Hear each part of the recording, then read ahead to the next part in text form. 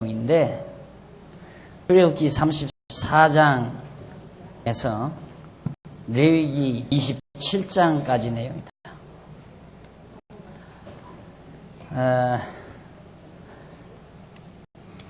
위에 567페이지에 보면 567페이지 제일 위에 뒷부분에 보면 이 내용 가운데 출애굽기 34장은 여호와께서 모세에게 두 번째 증거판을 기록하여 주시는 내용이고 40장 35절로 35장에서 40장까지는 모세가 받은 성막규례 이스라엘 백성으로 하여금 수행케 하는 내용이고 레위기 1장에서 6장 7절은 모세가 받은 예물규례를 이스라엘 백성에게 선포하는 내용이고 그 다음은 이제 제사규례를 선포하는 내용이고 그리고 레위기 27장까지는 바로 모세가 받은 규례를 이스라엘 백성에게 선포하는 내용들로 그렇게 되어 있습니다. 자, 이러한 언약들을 이제 하나님과 모세 사이에 수립해서 먼저 두 번째 증거판을 모세에게 주는 내용입니다. 앞에 것 깨먹었죠. 모세가 화가 나서 던져가지고 증거판을 다 부숴버렸습니다. 그래서 그 두 번째 증거판, 십계명판을 하나님께서 주시는데 그걸 주시기 위해서 먼저 568페이지 양쪽 가로 1번 위에 부분에 모세의 소명과 언약이 나옵니다. 34장 1절로 26절까지 모세의 소명, 하나님께서 모세를 불러서 모세에게 언약하는 내용이죠. 자, 34장 1절로 3절 그 밑에 중간에 보시면 나와요. 1절로 3절에 보면 여호와께서 모세에게 두 판을 만들라고 말씀하십니다. 여호와께서 모세에게 이르시되 너는 돌판 둘 처음 것과 같이 깎아 만들라. 내가 깨뜨린 바 처음 것과 같이 깎아 만들라. 네가 깨뜨린 바 처음 판에 있던 말을 내가 그 판에 쓰리니 아침 전에 예비하고 아침에 시내 산에 올라와 산꼭대기에서 내게 보이되 아무도 너와 함께 오르지 말며 온 산에 인적을 금하고 양과 소도 산 앞에서 먹지 못하게 하라. 접근을 모든 것들로 접근을 금시키고 오직 모세만 시내 산으로 돌판을 깎아가지고 올라오라는 말입니다. 그것은 이제 짐승들이나 각종 생물들이 접근해서 하나님 여호와 나타나시면 죽을까봐 죽음을 면키하기 위해서 오르지 못하게 한 겁니다. 자, 그렇게 해서 오르게 한 다음에 569페이지 34장 4절로 11절에 보면 여호와께서 가나안 족속을 쫓아내실 것을 언약하시죠.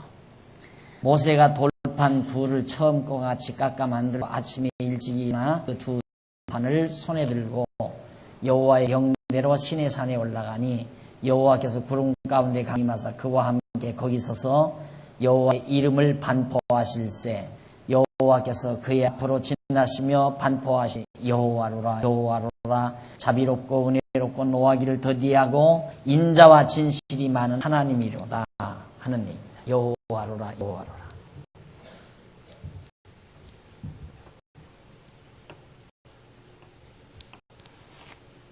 우리가 출애굽기 6장 초두에서 그 말씀 배웠죠. 하나님께서 모세에게 지금까지는 전능자로는 내가 너희에게 알려줬지만 여호와로는 알려주지 않았다. 하나님을 여호와로는 안 알려줬다. 이제부터는 내가 너희에게 나를 여호와로 알려주겠다 라고 말씀했어요. 그런데 구체적으로 여호와로라 말하잖아요. 여호와로 알려준다는 말은 그렇게 모세와 언약하시고 모세를 통하여 이스라엘 백성을 애굽에서 구출해내죠. 언약대로. 그러니까 그게 이제 여호와로 알려주는 구체적인 내용이에요. 언약대로 이루는 내용들을 통해서 하나님을 여호와로 알려주다. 그 말이거든요. 근데 여기서 이제 여호와로라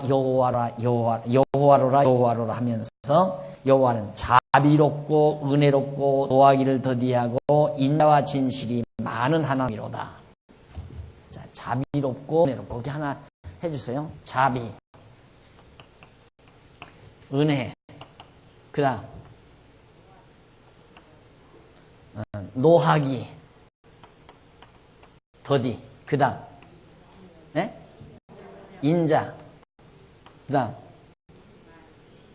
진실. 여호와는 자비롭고 은혜롭고 노하기를 더디하며 인자, 노하기를 더디하면 참 인내한다, 참는단 말이거든요. 인자하시고 진실하시다.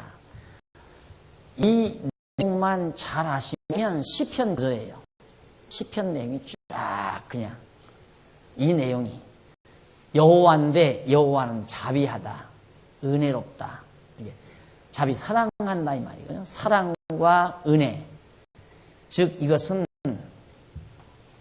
언약과 관계가 있어요. 하나님께서 언약을 아브라함과 이삭과 야곱에게, 야곱을 사랑해서 그들에게 은혜로, 거저 아무런 조건 없이 은혜로 언약을 세우셨다 그 말이에요. 언약과 관계가 있는 얘기고 이것은 성취와 관계가 있는 거예요. 언약과 성취. 이루시려니까 노하기를 더디해야 되잖아요. 참아야 돼요, 하나님께서. 백성들이 죄를 범하고 타락해도 하나님이 노하기를 더디하셔야, 잘못하는 대로 다 멸해서 죽여버린다면 언약을 못 이루잖아요. 그래서 노하기를 더디하신다라는 말은 언약대로 이루시기 위한, 성취하시기 위한 하나님의 섭리의 속성에 관계된 것이다. 그 다음 인자하시다. 노하기를 더디할 뿐만 아니라 또 인자, 다 덮어야 돼요.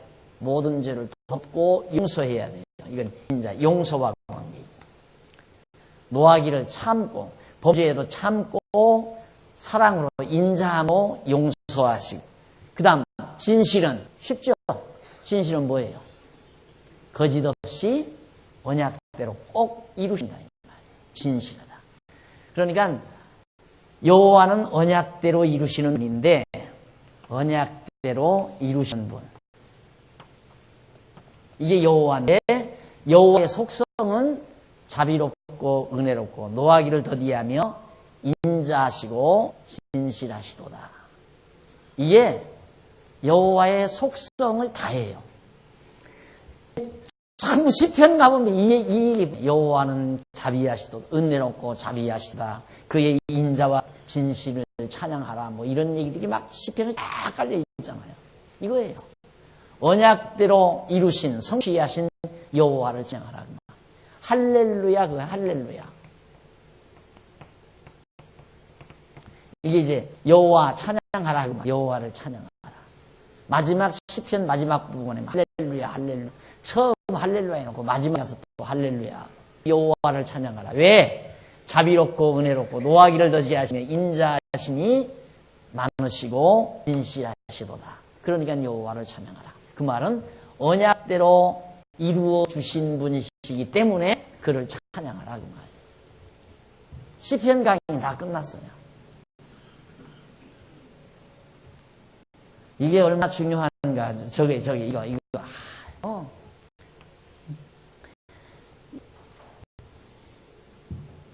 이 사실을 정확하게 깨달으면 왜 하나님이 노하기를 더디하시는가? 왜 인자하시다고 노래했나? 왜 진실하시다고 노래했나? 얼마나 진실해요? 언약하면 반드시 그대로 이루어지니까 얼마나 진실하냐 이 말입니다.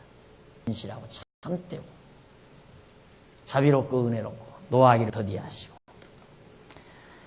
자, 그래서 용서하시다. 거기 보면 여호와로라 여호와, 자비롭고 은혜롭고 노하기를 더디하고 인자와 진실이 많은 하나님이로다. 하나님이로라. 7절.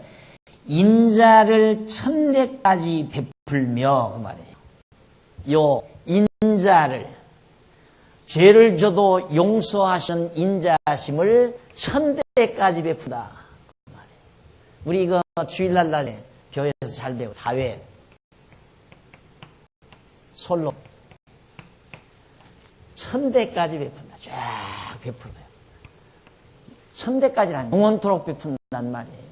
아브라함과 다윗의 자손 예수로 하여금, 예수 그리스도로 하여금 영원토록 하나님께서 바로 인자를 베푸신다. 우리 영원히 용서하신다 이 말이죠. 용서했다가 다시 또 들추어내고, 용서했다가 또 다시 들추어내고. 인간들은 그러잖아요. 이제 다시는 안 할게 그래놓고는 또 앉아서 얘기하다가 뭐 10년 전에 어쩌고 저쩌고, 5년 전에 어쩌고 저쩌고 다 옛날 거 다 들추어내고, 시집 올 때 뭐 어쩌고 저쩌고 뭐 해가지고 전부. 인간들은 그렇게 다 들추어내지만 하나님은 영원히 덮어버리고 영원히 용서하신다. 수천 대까지. 그 말이거든요. 그러면서 베풀며 악과 과실과 죄를 용서하나 형벌 받을 자는 결단코 면죄하지 않고 아비의 악을 자녀 손 3세하대까지 보응하리라. 이게 수천 대. 아까도 말씀드렸지만 하나님께서는 아브라함에게 언약하신 것과 모세에게 언약하신 것이 상충된다고 그랬죠. 서로 상충이 돼요. 모세의 언약을 이루려면 아브라함의 언약을 못 이루고, 아브라함의 언약을 이루려면 모세의 언약을 못 이루는 거예요. 그런데 여기도 또 그런 게 있어요. 수천 대까지 또는 3, 4대까지. 죄를 지면 3, 4대까지.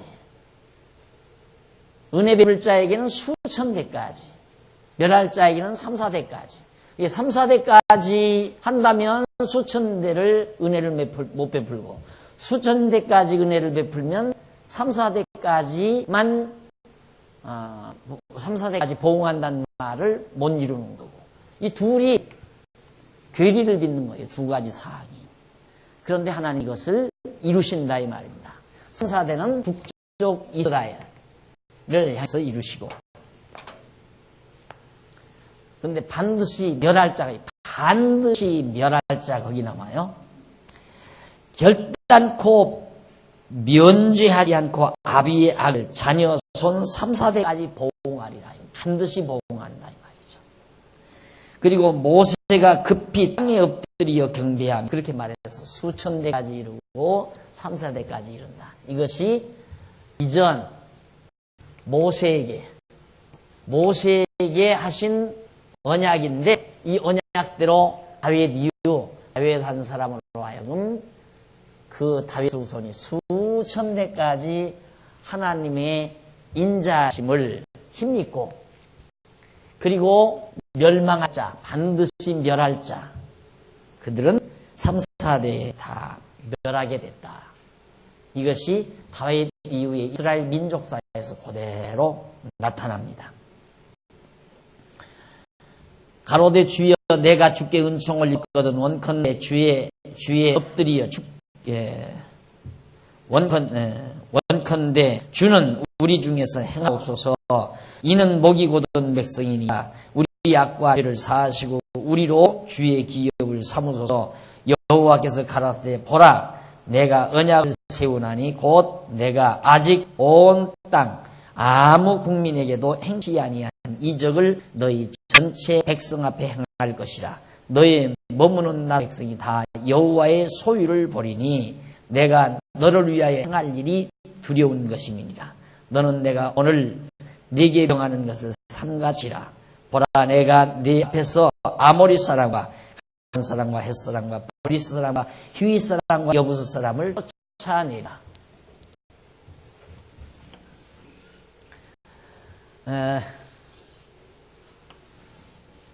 이 가나안 땅인데, 이 가나안 땅의 7족속 7개의 족들이 혼재해서 살아요. 이 땅에. 이 땅에는 함의 후손이 살죠. 가나안 7족속이 7개의 족속이 살고 있는데, 이 족속을 하나님께서 다 쫓아내겠다 이거예요. 그런데 지금까지 이런 일이 없었다 이 말이에요. 어떤 한 민족이 많은 족속들을 내몰고 들어가 산 지금까지 없었다. 그런데 내가 그 일을 행하겠다 이 말이에요. 이걸 모세에게 약속해 주면 왜 그러냐면 모세가 두려워서 안 갈까 봐. 백성들을 인도로 데리고 가야 되는데 하나님의 계획은 인도로 데리고 가서 이 땅 점령해서 살게 해야 되거든요. 이스라엘 민족이 불쌍해서 살게 하는 거 아니에요. 이스라엘 민족들 떠돌이 마냥 할 곳이 없어서 땅 주어 살게 하려는 데 있는 것이 아니라 하나님께서 모세에게 말씀한 대로 내가 여호와임을 알게 하리라. 약대로 이루시는 자임을 알게 하리라.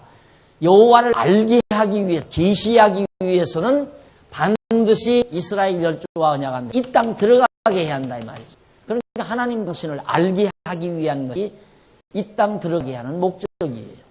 그래서 이 땅의 모든 족속들을 몰아내고 이스라엘 백성들로 하여금 네가 이 땅에 가서 살게 하리라. 이걸 하나님께서 약속을 해줘요.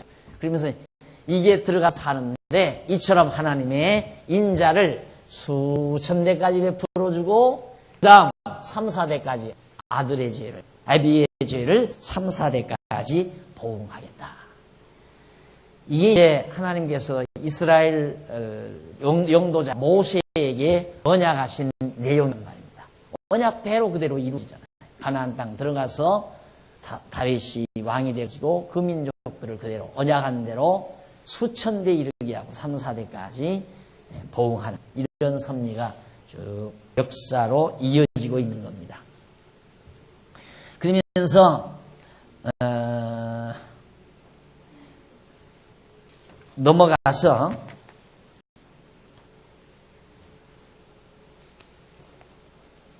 거기 한 가지 보면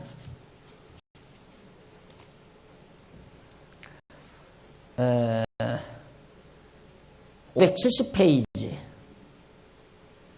10번째 줄 7절에서 본 7절에서 인자를 1000대까지 베풀며 면죄하지 아니할 자만 아비의 악을 자녀손 3세대까지 보응하라고 말씀하신 것은 그 백성의 죄를 용서하서 언약대로 이루어줄 것을 말씀하시기 위함이다 라고 했어요. 그런데 중요한 것은 형벌 받을 자는 결단코 면죄하지 아니라. 그러니까 형벌 받을 자가 확정되어 있는 거예요.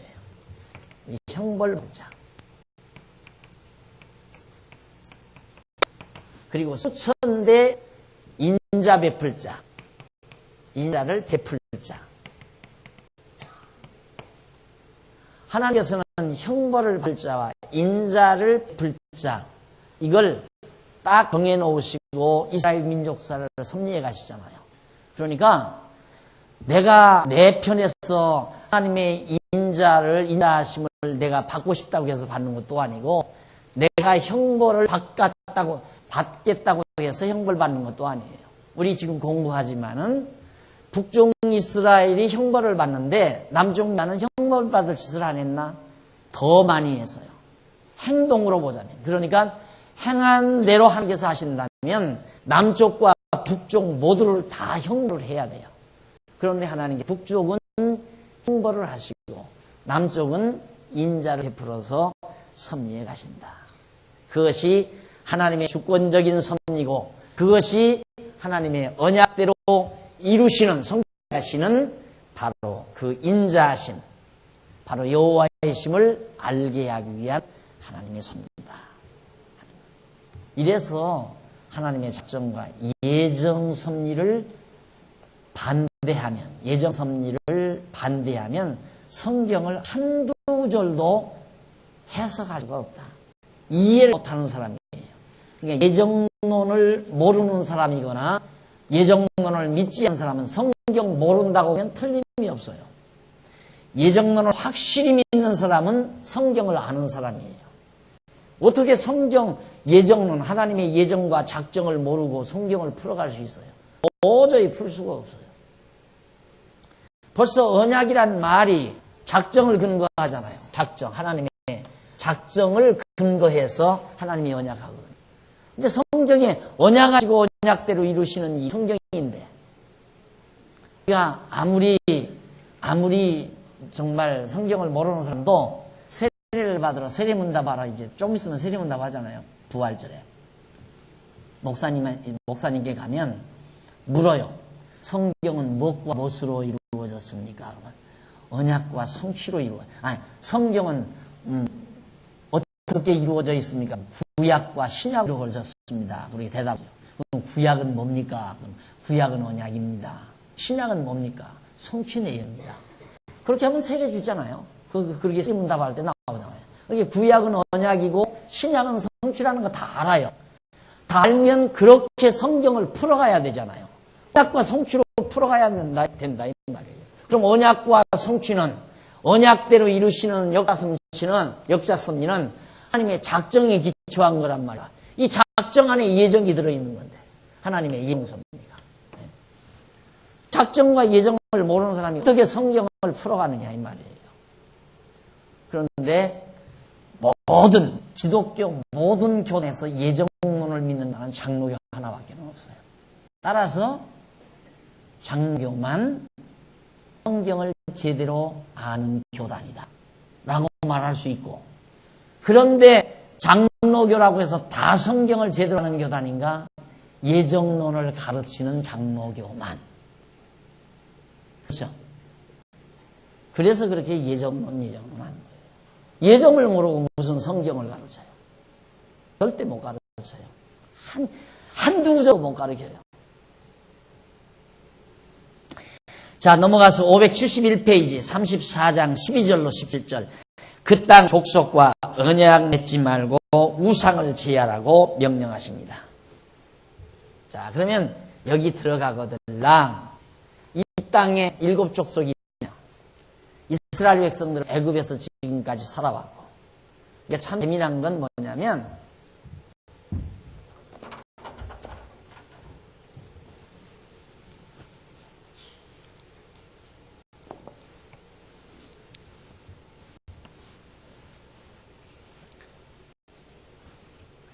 여기가 지금 애굽인데 여기 시내산, 여기가 이제 가나안 아니에요? 가나안. 이스라엘 백성을 여기서 인도로 옮겨가는 길이 7일이라고 그랬어요. 7일. 한 7일 정도면 걸어서 간대요. 거리가. 그런데 하나님께서는 애굽의 이스라엘 백성들을 인도해서 이 완전히 코너에다가 몰아쳐놓고 여기에서 하나님의 말씀 다 주어요. 왜 그러냐면 애굽 사람들도 우상을 섬기고 여기 사는 사람들도 우상을 섬기는 거예요. 전부. 여기도 우상 섬기고 여기도 우상 섬겨요. 여기 데려다 놓고는 가장 중요한 게 우상 섬기지 말라 그거거든요. 너희는 하나님 여호와를 섬기라. 여호와를 섬기라. 여호와 하나님을 섬기라. 이걸 여기서 가르쳐 주는 거예요. 그러니까 모든 율법의 내용이, 모세에게 주시는 율법 내용이 하나님 여호와를 경외하기를 배우게 하는 말씀들이에요. 하나님 여호와를 경외하기를 깨닫게 하려는 말씀들. 그래서 모세에게 주는 것들이. 여기서 그 말씀을 주고는 여기서 이제 이론으로 주는 거죠. 다 하나하나 교재를 만들어 다 주는 거예요. 교재를 만들어 줬는데 그 교재의 말씀대로 이제 여기를 가면서 걸어가면서 실제 근거, 사실 근거, 그 말씀대로 살아가도록, 우상을 섬기면 하나님의 진노가 임하고 하나님 불순종할 때마다 깨닫게 하고, 그러면서 여기서 한 40여 년간을 여기서 걸리게 해요. 40여 년 동안. 그러니까 우상 섬기는 백성들을 여호와 하나님 경외하기를 배우게 하는데 40년 걸렸어요. 40년. 그러니까 성도대학 7년 만이면 빨리 졸업하는 거 아니에요. 성도대학 7년 만에 졸업하는. 이 사람들은 40년 졸업, 40년간 배우는데 졸업 못하고 여기서 죽은 사람이 많아요. 졸업을 못하고. 그래 제대로 40년 공부하고서 여기 들어간 백성들. 그만큼 인간이 잘못된 것을 고친다는 게 어렵다는 말이에요. 생각해보세요. 여기서 우상성김에 살던 생활 습관이 쉽게 물어나겠느냐 이 말이죠. 그러니까 여기 와서 결국은 40년 보내면서 이미 굳어진 사람들, 20세 이상의 굳어진 사람들은 40년 동안 지나는 동안 다 여기서 광야에서 죽어요. 그냥 졸업 못하고 죽어요. 그리고는 여기서 태어난 사람과 여기서 나온 20세 이상 된 사람들이 하나님 여호와 경외하기를 40년 동안 배워가지고 가나안 땅에 들어가서 사는데, 지금 모세에게 부탁이 그 말이에요. 여기 가거들랑 우상, 그들이 섬기는 우상을 섬기지 말라. 그거 당부하는 거야. 지금. 그거 다 죄벌이라. 보십시다. 너는 스스로 함과 네가 들어가는 땅의 거민과 언약을 세우지 말라. 그들과 약속하지 말라. 그들이 너희 중에 올무가 될까 하노라. 그들하고 약속하고 같이 평화조약을 맺어가지고 함께 얼버무려 살다가 보면 그들의 생활 습관을 담는다니까요, 인간이. 자, 생각해 보십시오. 만약에 우리들이 성도님들에서 여러분들이 낳은 자녀를 절대 일반 학교 안 보내고 우리 교회 학교에서만 잘 가르친다면 어느 자녀가 술 먹고 담배 피겠습니까? 안 그래요? 왜? 아무도 술 먹는 사람이 없고 담배 피는 학생이 없으니까. 그런데 일반 학교를 보내니까 가서 걔네들을 담는 거예요. 중학교 다니면서 담배를 피고 술을 먹고 아이들이 그렇게 젖어버리잖아요. 그러니까 이스라엘 백성도 여기에 들어가가지고 가나안 족속하고 전쟁하기 싫으니까 그러지 말고 우리 서로 화목하게 평화롭게 잘 살자. 그렇게 언약을 맺으면 그들의 생활 습관에 젖어버린다고요. 그런데 그게 빨라요. 왜 빠른가? 그들은 보이는 걸 섬기고 이스라엘 백성은 보이지 않는 것을 섬겨야 되니까. 보이지 않는 것을 섬기려면 그만큼 많이 배워야 되지만 보이지 않는 것은 안 배워도 돼요. 보기만 해도 돼요. 쟤는 저기다 절을 하는구나. 그러니까 보이기만 하고 그냥 거기다 절을 껍죽 한다 이 말이에요. 그러니까 여러분들 자녀들 예수 안 믿을 때 자녀들 공자맹자 안 가르치잖아요.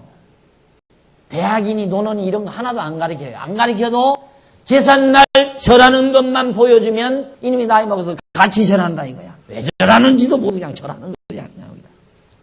그렇게 쉽게 배워요. 그건 가르칠 필요가 없어요. 보이는 것.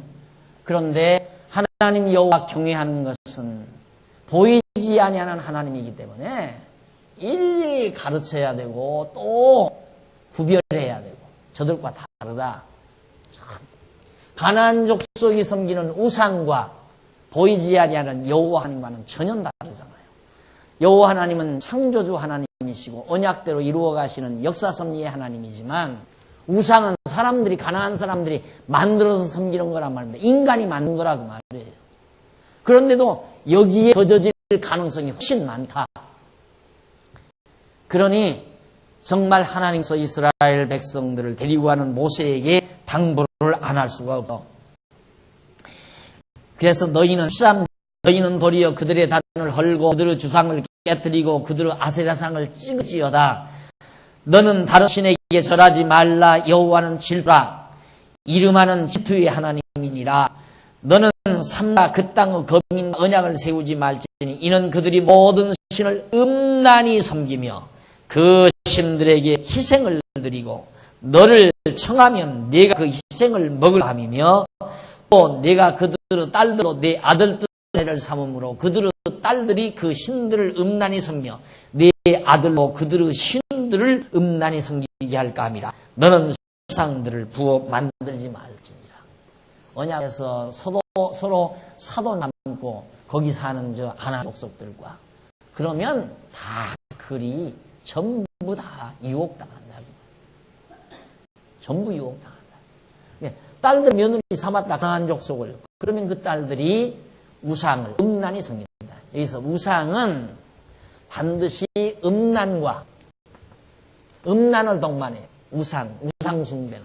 왜? 우상을 만들어 놓고 우상에게 제사하는데 제사의 한 방법이 온갖 웅탕한 일을 남녀가 앞에서 행하는 거예요.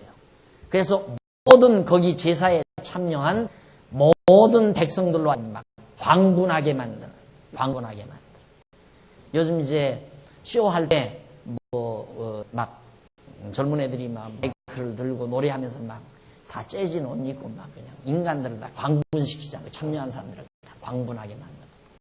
근데 광분하게 만드는 방법은 남녀가 이상한 짓 하면서 춤추면 막 소리를 지르잖아요. 광분하면서. 제사를 그렇게 드린 거예요. 이방인들이. 그러니까 그 길은 엄청난 수가 모이는 거죠. 글로로는. 좋으니까 육체적 쾌락으로 좋으니까 글로로 다 가게 돼 있다 이 말이에요. 그러니까 한번 거기에 접근하면 다 글로로 몰려갑니다. 인간 감정이 앞서잖아요. 이성보다는 감정이 쉽게 앞선다 이 말이죠. 요즘 보십시오. 연예인들 막 지금 무더기로 다 마약 중독자로 무더기로 지금 조사당하고 있잖아요. 그렇게 가는 거예요. 육체적인 감각을 자꾸 발산시키게 되면 나중에는 그것이 마비가 돼요. 마비가 돼가지고 마비된 육체적 감각을 회생하는 방법은 화공성 약품, 즉 마약을 사용해야, 그래야 이제 그런 감정이 나오는 거예요. 그러니까 그걸 안 할 수가 없죠. 이게 불쌍한 사람들이에요, 사실. 이게 우상성기능 갖고 바로 연결. 전문가가 있어요. 남자와 여자가 전문가가. 그래, 제사 지낸다 하면 전나로, 남자 여자가 전나체로 그 우상 재단 앞에서 그 많은 백성들의 군종 앞에서 온 수태를 다 행한다 이 말입니다. 그렇게 해서 강분하게 만드는 것이 신을 섬기는 행위로 나와요. 그러니까 절대 그런 데에 동참하지 말고 전부 그걸 회파하고 다 때려부수고 없애버려라. 그 말이에요. 그러면서 572페이지 34장 18절로 20절 여호와께서 백성에게 무교절을 지키라고 말합니다. 가서 가나안 땅에서 다 회파하고 거기서 무교절을 지키되 18절 내가 네게 명한 대로 아비벌 그 기한에 7일 동안 무교병을 먹으라. 이는 네가 아비벌 애굽에서 나왔음이니라. 무릇 초태생은 다 내 것이며 무릇 네 가축은 수컷 처음 난 우양도 다 그러하며 나귀의 첫 새끼는 어린 양 대속할 것이요 그렇게 아니하면 그 목을 꺾을 것이며 네 아들 중 장자는 다 대속할지며 빈손으로 내 얼굴을 보지 말지니라. 빈손으로 내 얼굴을 보지 말지. 아마 여러분 많이 들어보던 얘기예요. 빈손 들고 나오지 말라. 여기를 이런 데를 입고 그러는 거거든요. 그러니까 얼마나 한심한 얘기입니까? 이제 여러분들이 듣기만 해도 이야 그런 얘기를 그렇게 엉뚱하게 가서 인용을 해. 여기 들어가서 다 제해버리고 우상 제해버리고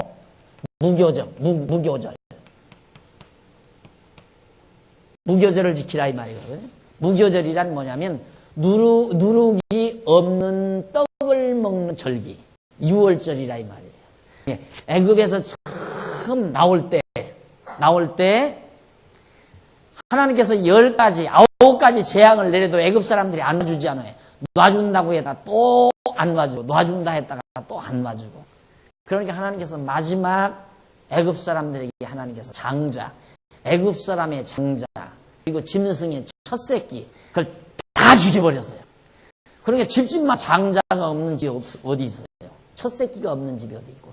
그러니까 온 애굽 천지의 통곡뿐이었단 말입니다. 장자가 죽어버리니까. 그래서 바로가 마음이 누그러가지고 이스라엘 백성을 와줘서 이스라엘 백성이 요단강을 건너서 지금 여기 온 거 아니에요. 그러니까 너희는 여기 들어가거들랑 우상 다 제해버리고 여기서 무교절을 지키라 이 말이에요. 왜? 애굽 땅 종되었던 집에서 인바여 내신 여호와 하나님을 잊지 않고 기억해서 경외하며 섬기게 하려는 거죠. 목적은 그거예요. 아버지, 오늘은 왜 누룩는 떡을 먹어요? 7일 동안 먹는데, 7일 동안. 예, 그전에는 계속 누룩이 들어있는 떡만 먹고 살았는데, 1년에 한 번씩 정월 14일만 되면 누룩 없는 떡을 먹고, 그 다음 짐승도 첫 새끼, 이걸 제물로 삼고, 그리고 첫아들을 대속하고, 첫아들 하나님 거니까 첫아들 갖다 바치는데, 어떻게? 아들 갖다 바치는 게 아니라 아들 대신 제물을 가지고 가서 제사를 드리는 거예요. 그게 무절절기라 이 말이에요. 예, 첫아들 바쳐라. 이 말 또 빈손 들고 오지 말라. 빈손으로 오지 말라 그랬죠. 예, 얼굴을 빈손으로 내 얼굴 보지 말지니라. 예, 첫아들 바치. 이게 첫아들 바치라는 이 말로 오늘날에도 뭐 집사님들이나 권사님이나 장로님들에게 큰아들 낳거들랑 하나님 앞에 바쳐라. 그래서 아주 그게 큰 행사예요. 큰 행사. 그리고 특히 큰아들을 세례줄 때, 목사가 이렇게 세례줄 때, 큰아이 데리고 와서 세례줄 때는 특별히 기도를 해주죠. 이 아들은 하나님의 것입니다. 이제 하나님께 바칩니다. 주의 종으로 기르게 해주시옵소서. 그러면 그 엄마는 너는 이놈아 천하 없어도 목사가 돼야 한다. 이렇게 생각하고 기르는 거예요. 그 아이를. 또 그걸 나는 강조를 하는 거고요. 그래서 그걸 또 특별히 그런 분들을 세례 주는 걸 사진을 찍어가지고 카렌다를 또 만들었더라고요. 아주 특별하게. 그렇게 그만큼 인간들은 그렇게 보이는 걸 좋아하다. 근데 그거 전혀 그거 아니에요. 우리는 이제 우리들은 왜 무교절을 안 지키는가? 바로 예수 그리스도가 첫 열매, 첫 아들이죠. 마리아의 첫 아들이에요. 첫 아들로서 하나님 앞에 들이셨고 하늘로서 온 참떡, 깨끗한 생의 떡으로 오셨기 때문에 예수 그리스도를 하나님께서 영원한 받으셔서 다 이루셨기 때문에 이거 다 필요 없다고 말이에요. 그러니까 빈손 들고 가고 뭐 손에다 뭐 들고 가고 다 필요 없는 거고 천하들 바치는 것도 다 필요 없는 거예요. 아무것도 필요 없는 거예요. 그런데 천하들 하나님께 바쳐라. 그리고 빈손으로 내 얼굴을 보지 말게 하라. 그러니까 반드시 하나님의 거룩한 전에 나올 때에는 손에다 들고 오라 이 말이에요. 뭘? 수표 몇 장씩 들고 오라 이 말이에요. 그럴듯하잖아요. 그렇게 다 가르치는 거예요. 그러니까 절대 예배당에 올 때는 절대 그냥 못 오죠. 하여튼 한 푼이라도 가지고 와서 내고 가시. 근데 여러분 안 내고 가도 되잖아요. 그러죠? 여러분 하나도 안 내고 가도 도리어 하나도 안 내고 밥 한 그릇 잡수고 가도 된단 말입니다. 주일날은. 그냥 거저주는 밥 한 그릇 들고 가셔도. 그전 같으면 이때 같으면 어림도 없죠. 어림도 다 하나님도 다 잘라내 버리죠. 누구 덕택에? 예수님 덕택에. 그래서 우리가 예수를 그리스도로 믿는 겁니다. 그 다음 이렇게 무교를 지키라고 명하고 그 다음 573페이지에 보면 무교절뿐만 아니라 34장 21절로 24절에 보면 안식일과 17절과 수장을 지키라고 그래요. 그러면 무교절, 안식일, 17절, 수장절 이 절기를 지키라 이 말이에요. 안식일은 날짜를 지키는 거. 안식일 날. 세 가지죠. 무교절, 17절, 수장절. 그리고 날짜는 안식일. 안식일은 7일 만에 돌아오는 안식일이죠. 안식일은 왜 지키라고 했나? 이스라엘 백성들이 애굽에서 종로로 달 때는 한 번도 쉬는 날이 없었어요. 늘 노동을 해야 하니까. 늘 일을 해야 하니까. 노예니까 쉬는 날은 일을 해야 되잖아요. 그런데 하나님께서는 이스라엘 백성들을 구별을 해야 되니까 애굽 사람과 이스라엘을 구별해야 되니까 이 사람들은 쉬는 날도 없이 일만 하지만 이스라엘 백성은 안식일을 지킨다. 7일이면 엿새 동안 부지런히 일하고 일에 되는 쉰다. 왜? 하나님께서 엿새 창조하시고 일에 되는 날 쉬신 것처럼 하나님의 백성도 안식일 날 편히 쉬게 엿새 일하고 일에 되는 날 쉬도록. 왜 그러는가? 애굽 땅, 애굽에서 한 번도 하도 쉼 없이 일한 백성들을 인도하여 대신 내셔서 안식일을 지게 하신 여호와 하나님을 잊지 않고 기억하며 섬기게 하려고. 안식일 지키는 목적이 어디 있는가? 애굽 종도였던 집에서 인도하여 내신 여호와 하나님 잊어버리지 않고 경외하며 섬기게 하는 데 있다 이 말입니다. 안식일도 여호와 하나님 기억하게 하는 목적이 그거예요. 그럼 오늘 우리는 왜 안식일을 지키는가? 다른 사람, 물론 다른 성도들은 안식일 지킨다고 생각해도 다른 교사들은 안식일 지킨다. 근데 우리는 안식일 안 지키잖아요. 안식일 지키려면 주일날 와서 말이 안 되는 거죠. 어디 집사님들이 예배 안 드리고 부엌에서 밥을 해요. 그 썩을 양식을 위해서 어떻게 밥을 해. 이 썩지 아니할 양식을 위해서 일해야지. 그렇게 가르치잖아요. 근데 이게 거룩한 안식일날 와서 밥만 하고 밥 대접만 하고 가잖아요. 여기 와서 뭐 식당 주인이요 그게? 안식일 지킨 거냐 이 말이죠. 안식일날은 도리어 일을 말해야 되는데 주일날 이런 새벽부터 와서 저녁 늦게까지 그냥 계속 일만 하다가 이게 무슨 안식일 지키는 거예요. 그러니까 차라리 안식일 지키려면 점 굶어야 돼. 다 점심은 다 굶고 밥도 하지 말고 그래야 안식일 지키는 거죠. 그리고 일요일 말고 토요일 날 해야 돼요. 근데 우리는 안식일 안 해요. 왜? 안식의 주인이신 예수 그리스도가 다 우리를 대신해서 안식일을 지켜주셨으니까. 안식일에 속한 율법을 다 이루어줬으니까. 그러니까 우리가 안식일을 안 지키고 우리는 그러면 어떻게 하나님 여호와 하나님을 잊지 않고 기억해서 경외하며 섬기는가? 예수를 그리스도로 믿음으로 말미암아 하나님이 여호와이심을 깨닫고 경외하며 섬기는 거예요. 우리는 이제 안식일 지켜서가 아니라. 실질절은 뭐냐 그러면 실질절.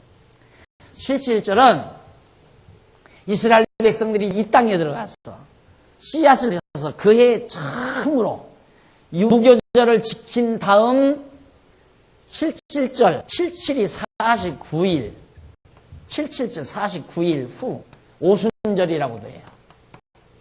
오순절 77절. 왜냐하면 무교절 지킨 이후에 77이 49이 지난 때부터 지킨 때에 지키는 절기니까 그래서 77절이라고 그래요. 이 오순 다섯 오자 이 10일이 5개 지나간 때라 이 말입니다.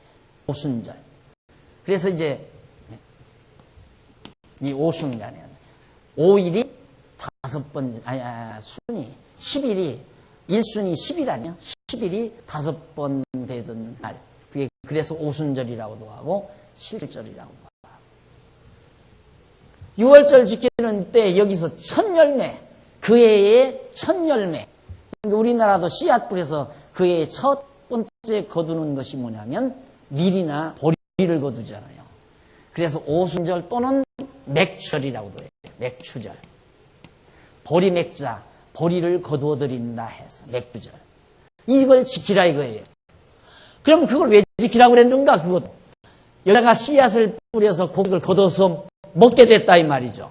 왜냐하면 애굽에서는 자기 땅에다가 씨앗 뿌려 농사해서 먹어본 적이 없어요. 쭉 들어가서 일해주면 이제 배급이 나오면 그걸로 먹고 살았지. 그러나 얘는 내 기업의 땅에다가 내가 씨앗을 뿌려서 곡식을 수확해서 먹을 수 있는 것을 잊어버리지 말고 이 맥주절을 꼭 지켜라. 왜? 이것이 애굽 땅 동두였던 집에서 인도하여 낸 여호와 하나님을 잊어버리지 않고 기억하게 하시려고. 수장절은 뭔가? 수장절은 그해 마지막으로 가을에 거둬들이는 거죠. 그래서 추장절이라고도 하고 추장절,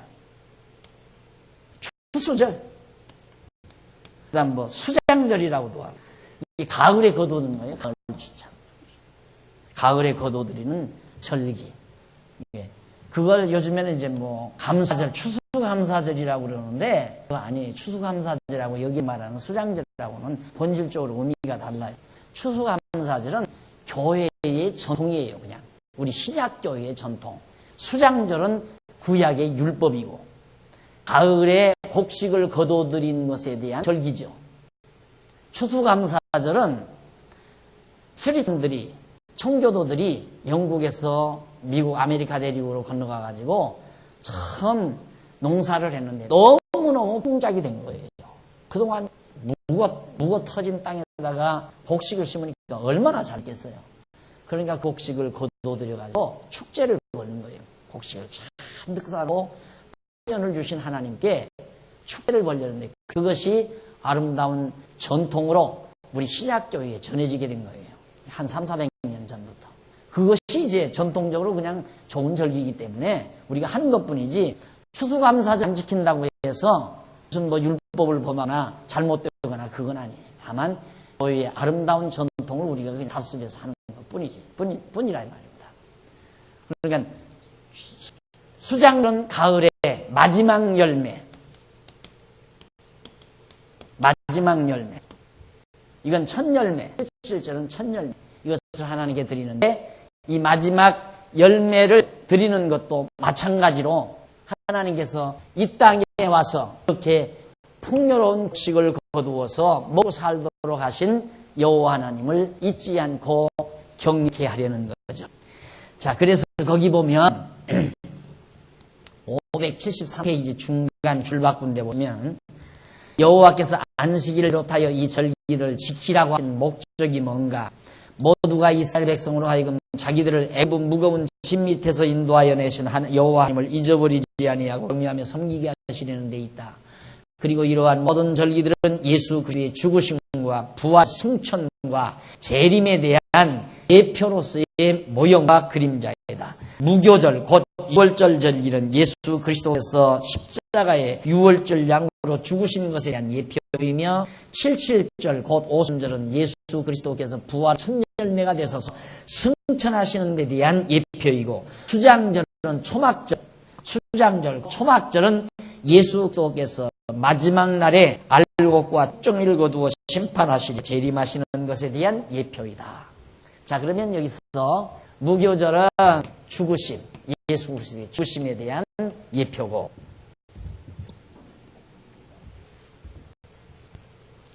안식일은 예수의 안식에 대한, 죽으셔서 안식 7일날 안식일에 예수님 안식하셨죠? 죽으신 안식일을 기념하는 거고, 칠칠절은 첫 열매가 돼서 부활, 첫 열매로 부활하신 것을 말하는 거. 수장절은 마지막 곡식을 다 걷어서 창고에 드리는 일, 재림이에요. 예수의 재림하셔서 곡식을 마지막 추수를 해서 거두어 드릴 예수님의 재림 사건에 대한 모형이다. 그래서 모세를 통하여 이스라엘 백성에 명하신 무교절을 지키라, 안식일을 지키라, 칠칠절 수장절을 지키라는 이 모든 명령을 예수 그리스도께서 죽으시고 안식하시고 부활하셔서 장차 재림하실 예수 그리스도께서 바로 우리를 대신하여 다 이루어 주셨다. 그래서 우리는 유월절도 무교절도 안 지키고 안식일도 안 지키고 칠칠절도 안 지키고 수장절도 안 지키는 거예요. 자꾸 그런데 안식일만 지키라는 거야. 안식일만. 안식일 지키라면 무교절도 지켜야 되고 칠칠절도 지켜야 되고 수장절도 지켜야 되잖아요. 그래서 어떤 교회에서는 안식일 지키고 칠칠절 이제 맥주절이라 해요. 맥주절. 보리맥자 맥주절. 그래서 맥주절 지키잖아요. 교회마다. 또 수장절, 이건 추수감사절. 이걸 지키나요? 그럼 무교절은 또 왜 안 줘요? 이게 전혀 합의가 안 맞는 거예요. 지키면 다 지켜야 되고 안 지키면 다 안 지켜야죠. 근데 우리는 다 안 지키는 이유가 예수님께서 죽으시고 안식하셔서 부활하신 다음 승천하셔서 장차 재림하실 예수 그리스도가 우리를 대신해서 다 이루어 주시고 이루어 주실 것이기 때문에 우리는 이런 것들 율법에 따라서 지키지 않는다.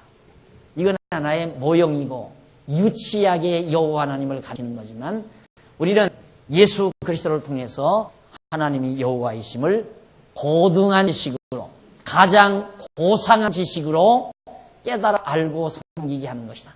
그래서 사도 바울이 내가 예수를 그리스도를 아는 지식이 가장 고상함을 인하여, 이렇게 유치한 것이 아니라 아주 매우 고상함을 인하여 그는 모든 것들을 다 자기가 알고 있던 지난날의 모든 것을 다 저버렸다. 그러니까 우리는 바울이 전부 이거 다 했던 사람이거든요. 이거 다 바울이 회개하기 전에는. 그런데 바울이 그리스도를 아는 지식이 가장 고상함을 인하여 이런 거 다 버린 거예요. 전부 다 버려야지요. 당연히 버려야지. 그래서 우리가 편히 쉼을 얻게 된 겁니다. 그러니까 기독교는 예수 그리스도로 믿고 하나님을 여호와로 알아 경외하는 마음으로, 중심으로, 생활로 그를 경외하며 사는 삶 자체지, 어떤 형식이나 제도가 아니라고 말이에요. 기독교는 그냥 삶이에요. 우리의 삶 속에서 범사에 하나님 인정하고 여호와 하나님의 역사성을 다 인정하고 내 장래 모든 것도 여호와께서 정해놓으시고 인도할 걸 확신하며 범사에 감사하고 사는 삶, 이 자체가 기독교인의 신앙생활이에요. 무슨 어디 가서 제사를 해야 되고 새벽마다 무슨 뭐 정성을 들여야 되고 그런 어떤 형식이 전혀 아니다. 그래서 진리를 깨닫고 가장 고상한 진리, 예수가 그리스도이심을 깨닫고 모든 형식과 제도를 버리고 고상하게 사는 삶, 하나님을 여호와로 알고 그를 경외하며 섬기며 사는 삶. 하나님을 어떻게 섬기는가? 참 섬긴다는 게 이제 답답한 거예요. 섬긴다는 것을 자꾸 이 예배당을 중심으로 해서 어떻게 섬기겠어요? 주의 종 섬기는 것이 하나님은 섬기는 것이다. 그렇게 가르칠 수밖에 없어요. 없잖아요. 어떻게 섬겨야 돼요? 하나님 섬기라 하나님 섬기라 하는데 어떻게 섬기실래요? 집에다가 천주교처럼 마리아상 만들어서 플라스틱으로 만들어서 각 집마다 돌려주고 항상 그 플라스틱 마리아상 앞에서 이러고 하고 정성을 드리고 기도하고 그렇게 하면 내가 지금 섬기고 있다 이런 느낌을 사람 받잖아요. 보이는 섬김은 필요가 없어요. 우리의 섬김도 이제는 보이지 않는 섬김이에요. 경외심 안 보이는 거예요. 마음으로 하는 거예요. 섬기는 것도 마음으로 하는 거예요. 중심으로. 그러니까 너희들이 입으로는 주여 주여 하지만 그리고 너희들이 발로 성전 문턱만 하도 받고 다녀가지고 문턱 다 달아 빠졌지만은 마음에서 멀더라. 하나님 우리의 중심을 받아요. 그러니까 교회에 오고 안 오고 이거 중요한 거 아니에요. 와서 기도를 뭐 손잡고 하고 안 하고 중요한 거 아니고 돈 내고 안 내고 그거 중요한 것도 아니고 가장 중요한 건 뭔가 정말 예수가 그리스도임을 내가 믿는가 알고 있는가 그걸 믿고 하나님이 여호와이심을 정말 알고 깨달아 그를 경외하며 사는가 모든 범사가 여호와 하나님 주권적 섭리라는 게 믿어지는가 이 말이죠. 그걸 믿고 마음으로 그를 경외하는 마음 정말 광대하신 분이고 진실하신 분이고 자비롭고 은혜롭고 노하기를 더디하며 인자하심이 풍성하시고 진실하시도다. 이게 믿어지고 그에게 순경심, 존경심, 존경을 다하는 마음만 있으면 완벽한 거예요. 가장 완벽한 거. 그럼 예배당 뭐로 오나? 이걸 배우러 오는 거예요. 예수가 그리스도이심을 배우고 하나님이 여호와이심을 깨달아 알고 경외한 마음을 부추기기 위해서 오는 거예요. 이게 무슨 기독교의 무슨 형식이 아니라 제도가 제사제도라든가 어떤 종교의 행위라든가 그거 아니에요. 기독교는 그런 거 없어요. 전혀 없어요. 예배당 없어도 상관없어요. 그냥 집집마다 사람 적으면 집집에 자기 집에서 그저 로비에서 아니면 자기 거실에서 7, 8명씩 10여 명씩 모여서 말씀 배우고 말씀을 깨닫고 그러면 살아도 돼요. 그게 교회니까. 두세 사람이 주님 이름으로 모인 곳에 함께 하신다는 약속. 그게 교회예요. 주님의 지체. 그런데 자꾸만 이 기독교를 갖다가 이상야릇한 방향으로 이방 종교와 비슷하게 만들어서 제도를 만들고 형식을 만들고 그렇게 해서 인간들을 그 형식과 제도 속에 자꾸 억압하고 그러니까 저는 그러잖아요. 마음 없으면 하지 말라 이 말이에요. 마음 없어요. 아무런 의미가 없어요. 마음 없는 행위는 하나님이 원하시는 중심으로 중심을. 그런데 아직도 저한테 이렇게 배우면서도 아직도 저를 이해 못하는 분들이 있어요. 마음 없는 건 아무것도 하지 말아야 돼요. 즐겁지 않으면 하지 말라 하는 말도 똑같은 얘기예요. 왜 즐겁지 않은데 뭐 하러 해요? 속상하면서 왜 해요? 체면 따라 왜 해야 하느냐 이 말이다. 그것 좀 했다고 해서 얼굴이 더 넓어지고 얼굴이 더 환해집니까? 필요 없어요. 체면 생각할 거 없어요. 마음 없으면 하지 말아요. 마음 있는 걸 해야 돼요. 중심을 해야 한다 이 말이에요. 중심에 있는 것이. 뭐든지 인간관계 그렇잖아요. 마음 없는 거면 기만당한 기분이에요. 그 사람이 나 밥 사줄 마음이 없는데 할 수 없이 사줬다. 먹고 나면 완전히 그건 그렇게 속는 인간은 오늘 밥 한 거 공밥 먹었다. 수지 맞았다. 이럴 거죠. 그러나 속알맹이 있는 인간 어쩌다가 나 오늘 기만당한 기분이고 영습세하잖아요. 그 밥 먹고 안시하면 인간 아니에요. 그 밥 먹고 소화불 안 걸리면 인간이 아니에요. 그건 알맹이 없는 인간이란 말입니다. 마음 없는 식사하고 어떻게 소화가 제대로 돼요? 인간이 뭘 먹는 건데? 갈비 먹어요? 나물 먹어요? 밥 먹어요? 대접한 그 마음을 먹잖아요, 인간의 마음을. 사람도 그러네, 사람다운 사람이라면. 하나님이 어떻게 인간의 행위를, 그 거칠의 행위를 보느냐, 이 말이죠. 우리 중심을 보지. 그러니 얼마나 기독교가 멋있어요. 진짜 멋있는 종교예요. 그리고 너무 리버럴하고 자유스러워요. 정말로. 어디 제도에, 형식에 안 얽매인다, 이 말이에요. 다만 서로의 건덕 차원에서 사랑하는 자를 위해서 좀 조심하고 건덕을 세워가는 뿐이지. 자, 이래서 오늘 안식일이나 칠전이나 무교절이나 수장절 이 모두가 다. 그래 여기 보면 나오죠. 밑에서 573페이지 밑에서부터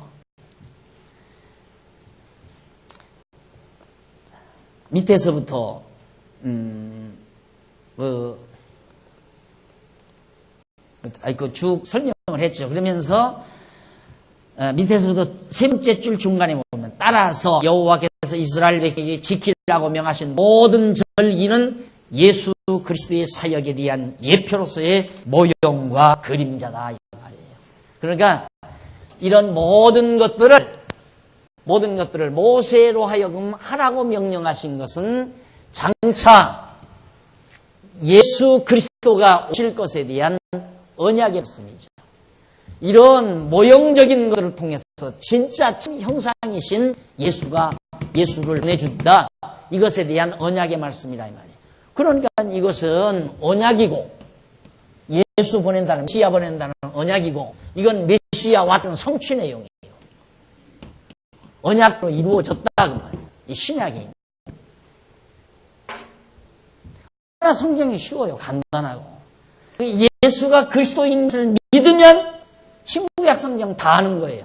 예수가 그리스도라는 사실이 믿어지면 그것 믿어지면 하나님 여호와를 아는 사람이니까 여호와 하나님을 아는 사람이니까 그럼 성경 다 아는 사람이에요.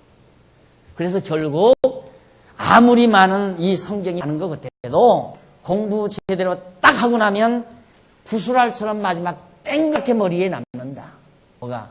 하나님 여호와 예수 그만이 딱 머리에 남는다. 이걸 바울이 깨닫고 가장 고상한 지식이라고 바울이 말합니다.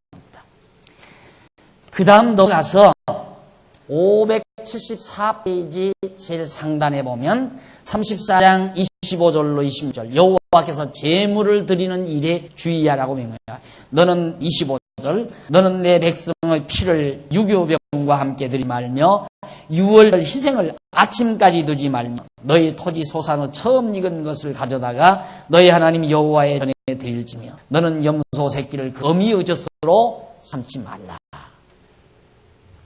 이게 다 이방 민족들은 여기 이 사람들 여기나 이 사람들은 재물이 형없어요. 뭐 개도 잡아드리고 염소도 잡아드리고 호랑이도 잡을 수만 있으면 아무런 짐승이나 막 피채 그냥 그리고 새끼든 지든 할 거 없어요. 다 얼버무려서 그렇게 형편없이 다 하는데 이스라엘 백성 너희만은 이들과 달리해라 그 말이에요. 다르게 그걸 구분한 것이 절대 새끼를 젖과 함께 삼지 말고 첫 열매 아무런 열매나 가지 말고 처음 익은 열매만 가져와라. 저들은 열매만 아무거나 갖다 드리는 거죠. 이방 민족들은. 이스라엘 백성에게는 흰 열매 딱 구별해서 그래서 거기 보면 바로 그 양쪽 가로 2번 위에 쪽으로 양쪽 가로 2번 위에 쪽으로 6줄 중간에 보시면 양쪽 가로 2번 우쪽으로 중간 6째 줄 중간 그리고 염소 새끼를 그 어미젖으로 삼지 말라는 것은 무슨 뜻인가?